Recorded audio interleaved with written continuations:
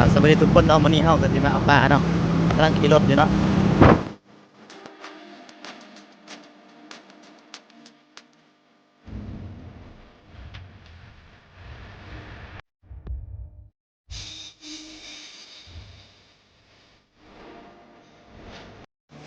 นี่ปลาเราไปแล้วเนาะหม้อแล้วมันกลับจากเอาปลาเนาะนี่เอาอยู่นี่เนาะแล้วต่อไปเฮาสิก็ เดี๋ยวนี่แบบซี่นะแบบเขาเห็นแล้วนี่สมมติว่าตอนเอาเตาว่าตอนนั้น ไปเบิ่งนะ เบิ่ง เราจะได้ไปเบิ่งการปิ้งปลาแล้วพี่น้องเนาะตอนนี้เฮาก็กำลังเอาปลาแล้วเนาะลืมถ่ายเบิ่งเนาะพี่น้อง ภาพอันนี้นะให้เบิ่งเพื่อนขึ้นที่เฮาปัจจุบันที่อยู่น้ำกันนะ เป็นจะได้เนาะรู้สึกจะได้เอ้าสัมภาษณ์อันนี้มากบซะจะได้เนาะจะรู้สึกว่าจะได้เมื่อยบ่เอาปลา มันซื้อฮอนนี่มื้อนี้ฮอนสุดจะหนาแลเบิดนี่ นี่เสียวจะไปดูเขาเนาะจะได้เมื่อยบ่เอาปลา เจ็บปากบอกเลย จะได้เสียวเขานี่ โอ้เมื่อยเสียว จะได้ฝากซ่องบ่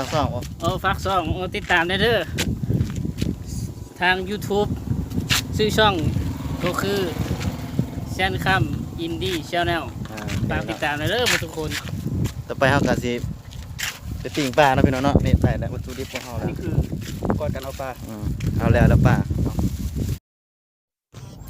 อันนี้คือการปิ้งปลานะท่านผู้ชมตอนนี้เฮากำลังปลาแล้วยังเรียบร้อยหมดแล้วก็เอาอุปกรณ์ในการปิ้งนะท่านผู้ชมเนาะเฮากำลังปิ้งเนาะจนได้สุกเนาะจะได้กินเนาะ เรา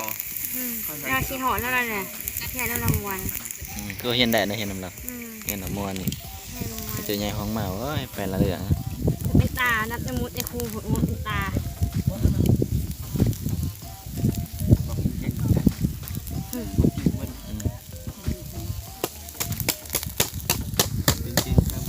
มือโต๊ะใหญ่บดวงเม็ดนี่ ตลก กินดิ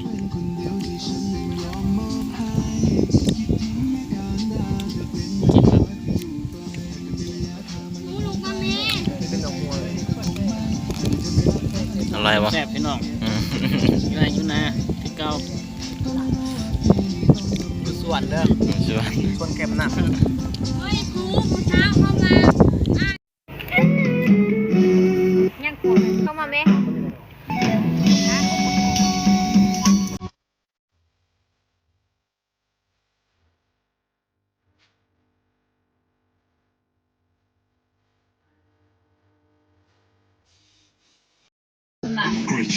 คุณนั่งสิได้